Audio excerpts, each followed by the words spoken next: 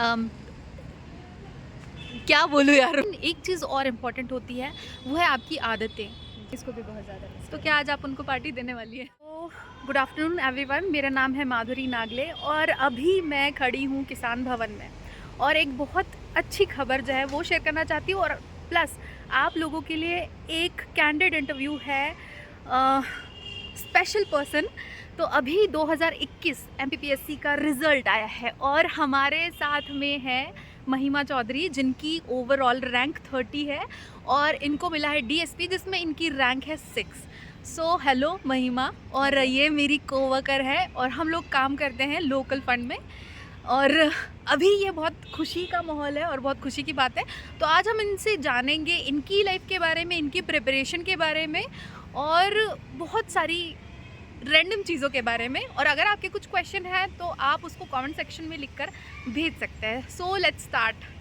तो इतनी बड़ी अचीवमेंट के बाद पहला ये सवाल है मेरा कि आपको कैसा फील हो रहा है? अभी आप क्या महसूस कर रहे हैं? और कल रिजल्ट आया और कल से आज तक लाइफ में ऐसी कौन सी चीज़ें जो आपको लगता है कि एकदम से चेंज हो गई है, या फिर आपके अंदर जो थॉट्स चलते हैं उसमें क्या चेंजेस आए, उस पर हम लोग बात करेंगे। तो सबसे पहले आप बताओ कि आपको लग कैसा रहा अभी?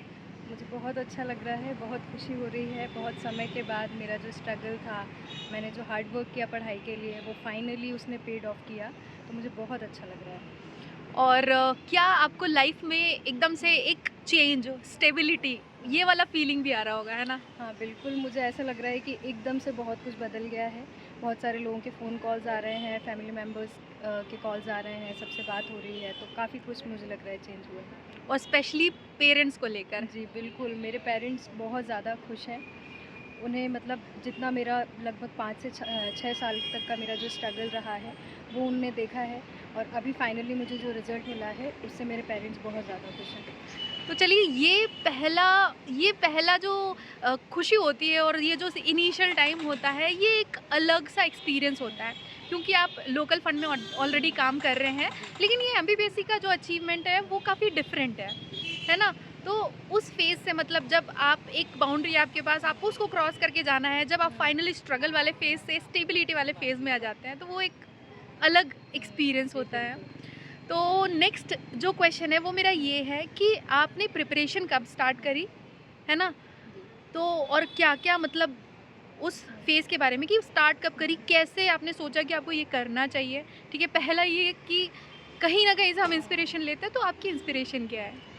जी, मैंने अपनी जो प्रिपरेशन है वो मेरे ग्रेजुएशन के बाद स्टार्ट की थी। 2018 में मेरा ग्रेजुएशन कंप्लीट हुआ था। उसके जस्ट आफ्टर मैंने अपनी तैयारी शुरू की और इसके पीछे एक बहुत बड़ा मेरा इंस्पिरेशन था मेरे नाना जी।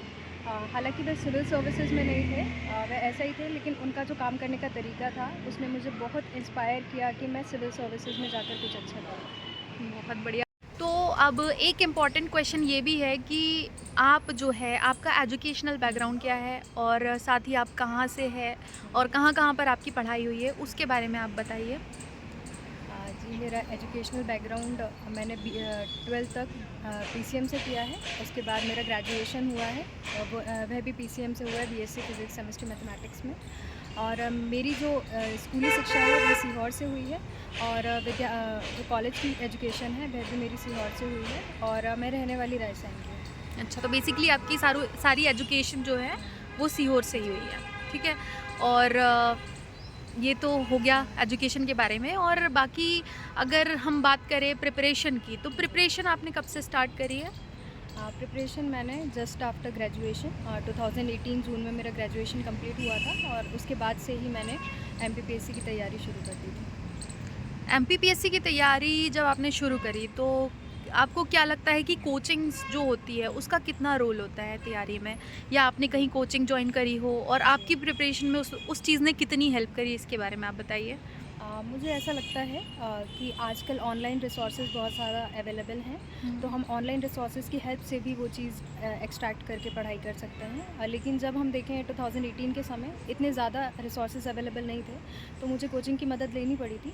मैंने इंदौर में 1 साल की कोचिंग की थी और उससे मुझे एक बेसिक आइडिया लग गया था और फिर उसके बाद मैंने घर आकर अपनी सेल्फ स्टडी की और उसी के माध्यम से फिर मैंने आगे की तैयारी अपनी जारी रखी। तो बेसिकली आपको ये लगता है कि कोचिंग जो है वो डायरेक्शन देने में एक इम्पॉर्टेंट रोल प्ले करती है। लेकिन मेरा ऐसा मानना है कि अगर आप ऑनलाइन रिसोर्सेज के माध्यम से प्रॉपरली जो भी अवेलेबल सोर्सेज हैं उनके माध्यम से भी पढ़ाई करें तो आपको एक प्रॉपर डायरेक्शन मिल सकता है। और अगर किसी को ऐसा लगता है कि कोचिंग नहीं करी तो उसके बिना सिलेक्शन नहीं हो सकता, क्या आपका ऐसा सोचना है? जी बिल्कुल नहीं, मेरा ऐसा बिल्कुल मानना नहीं है। बहुत सारे ऐसे भी आपको लोग मिलेंगे जिन्होंने बिना किसी कोचिंग के बहुत अच्छा परफॉर्म किया है। That's good. तो आप तैयारी कर रही थी एमपीपीएससी की, लेकिन अभी आप काम कर रही है लोकल फंड ऑडिट डिपार्टमेंट में, जो कि फाइनेंस डिपार्टमेंट में आता है। तो कैसे ये हुआ, कैसे आपकी प्रिपरेशन के बीच में आप इस डिपार्टमेंट में आए? इसका कुछ ऐसा है कि मैंने 2019 का एग्ज़ाम दिया था एमपीपीएससी में, जिसमें मेरा मेंस हो गया था और इंटरव्यू मुझे देना था, और जो कि प्रोसेस काफ़ी लंबी हो गई थी। मैंने 2020 का भी प्रीलिम्स दिया, जो कि मेरा क्लियर नहीं हो पाया था।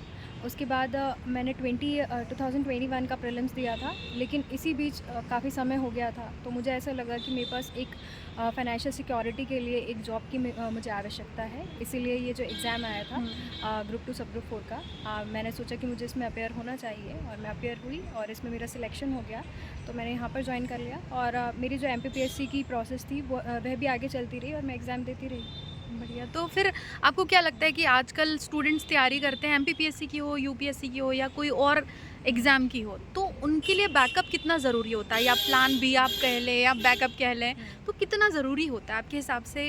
क्या बैकअप लेकर चलना चाहिए? जी, मेरा ऐसा मानना है कि स्टार्टिंग के आप कुछ अपने जो ईयर्स हैं उन्हें डिसाइड कर लें कि मुझे 2 साल तक प्रिपेयर करना है, 3 साल तक प्रिपेयर करना है, और इसके बाद फिर मुझे लगता है कि बैकअप आपको चूज़ करना चाहिए।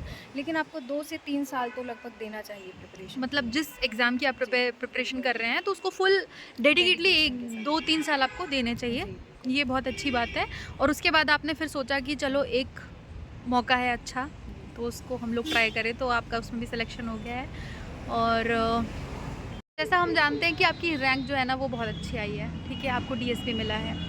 तो क्वेश्चन ये है कि टेस्ट सीरीज़ जो है वो आपकी प्रिपरेशन में कितना रोल प्ले करती है, और आपने कितना टाइम दिया टेस्ट को, या कितना देना चाहिए इन जनरल बच्चों को, उस पर हम बात करेंगे। तो बताइए कि आपने टेस्ट सीरीज़ ज्वाइन करी थी, और कितना ज़रूरी है टेस्ट सीरीज़ ज्वाइन करना? जी, मैंने 2021 का जो अटेम्प्ट था उसके लिए कोई टेस्ट सीरीज़ ज्वाइन नहीं की थी। मैंने जो प्रीवियस क्वेश्चन थे 2020 का एग्ज़ाम हो गया था, जो कि न्यू सिलेबस था उससे, तो मैंने वह सारे पेपर्स के प्रिंट आउट निकाले और उन्हें सॉल्व करा। और इसके अलावा जो और भी प्रीवियस क्वेश्चन पेपर थे जो सिमिलर क्वेश्चंस थे वो मैंने निकाले और उन्हें लिखने की कोशिश करी।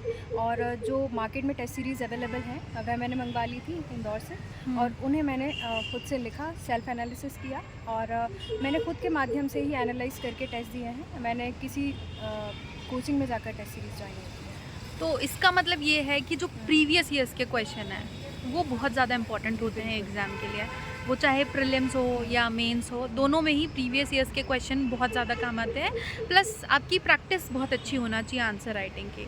तो आपका जो आंसर राइटिंग है उसमें आपने उस चीज़ के लिए किसी से गाइडेंस ली, या फिर आपने खुद अपने हिसाब से आंसर्स जो है वो लिखना शुरू किया या लिखे हैं? जी, इसमें मैंने ऐसा किया था कि टॉपर्स 2020 का जो रिज़ल्ट आ चुका था, टॉपर्स के बुकलेट्स हमें कुछ टेलीग्राम चैनल्स पर और ऑनलाइन रिसोर्सेज के माध्यम से हमें देखने को मिल रहे थे। तो मैंने उनमें से कुछ पॉइंट्स निकाले, देखा कि टॉपर्स कैसे लिखते हैं, और उन्हें अपनी कॉपी में उतारने की कोशिश करी, और मैं रेगुलरली इम्प्रूव करती गई, और इससे मुझे बहुत ज़्यादा हेल्प मिली। तो आप ये कहना चाहते हैं, देखो बहुत सारे लोगों को ये लगता है कि कोचिंग ज़रूरी होती है, बहुत सारे लोगों को लगता है कि बहुत ज़्यादा महंगा स्टडी मटेरियल होना चाहिए, लेकिन आज के टाइम में हम लोग देखते हैं कि बहुत सारे resources free of cost available है। कुछ चीज़ों पर आपको विकीपीडिया में पेजेस मिल जाते हैं, कुछ चीज़ों के लिए ऑनलाइन जो लेक्चर्स है वो फ्री में अवेलेबल है। और जैसा आपने कहा कि आंसर राइटिंग के लिए आप अलग से कोई कोर्स या ये परचेस नहीं करते हैं, तब भी आप कर सकते हैं,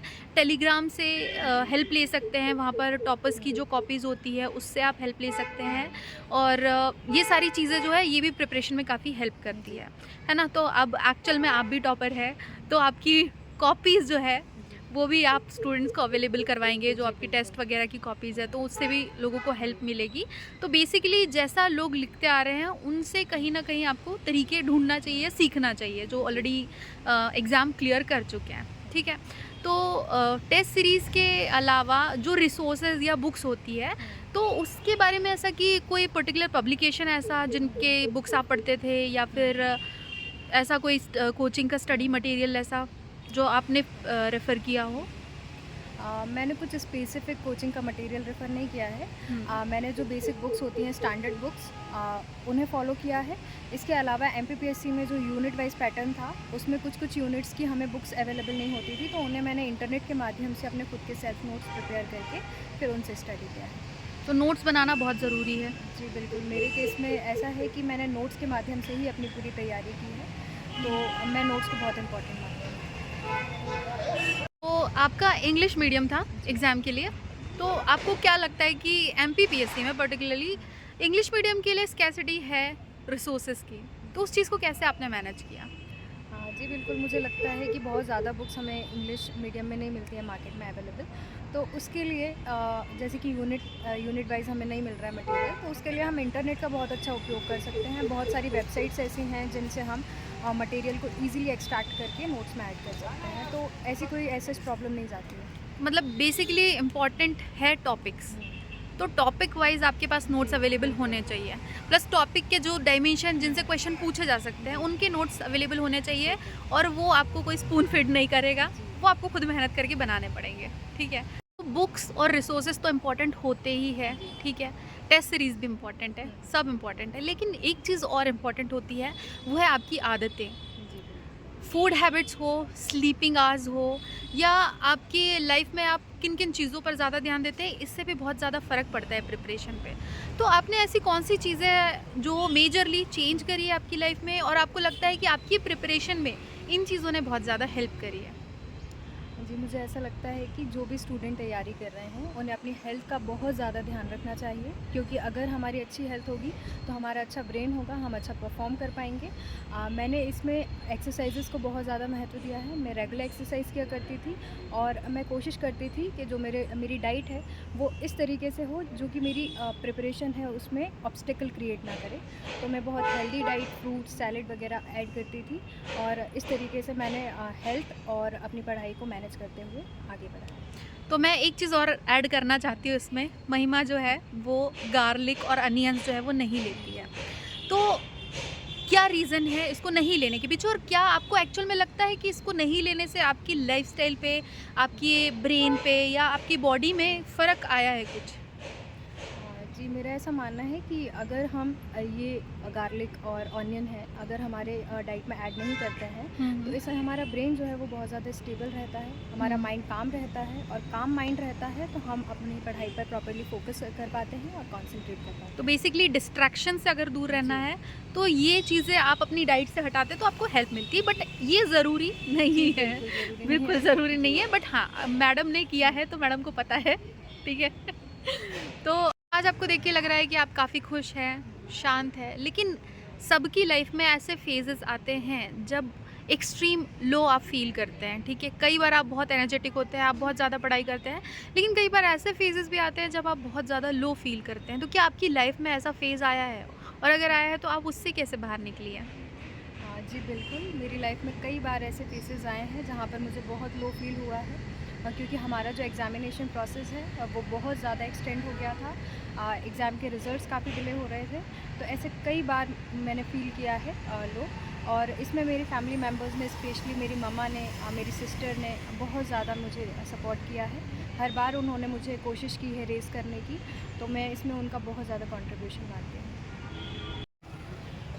तो आज इस चीज़ को पाने के बाद आपको देखने वाले बहुत सारे लोग हैं, बहुत सारे आपको देखकर इंस्पायर भी होंगे। उन लोगों को आप क्या बोलना चाहती हैं कि किस तरीके से तैयारी करना चाहिए, या कौन-कौन सी चीज़ें जो है ना उस पर ध्यान देना चाहिए? जी, मेरा ऐसा मानना है कि हमें एक प्रॉपर डायरेक्शन में अपनी तैयारी करनी चाहिए। हमें हार्ड वर्क के साथ साथ स्मार्ट वर्क पर भी प्रॉपर ध्यान देना चाहिए। हार्ड वर्क तो इक्वली इम्पॉर्टेंट है ही। अगर मैं हार्ड वर्क नहीं किया होता मैंने तो शायद मैं अचीव नहीं कर पाती ये सक्सेस।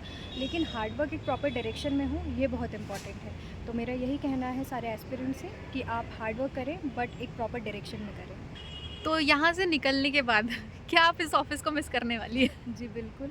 मैंने यहाँ पर लगभग 2 महीनों का समय बिताया है और मेरे जितने भी कलीग्स थे वे सारे बहुत अच्छे हैं, तो मैं सभी को मिस करूँगी एंड प्लस इक्वली इस प्लेस को भी बहुत ज़्यादा मिस तो क्या आज आप उनको पार्टी देने वाली हैं? जी बिल्कुल।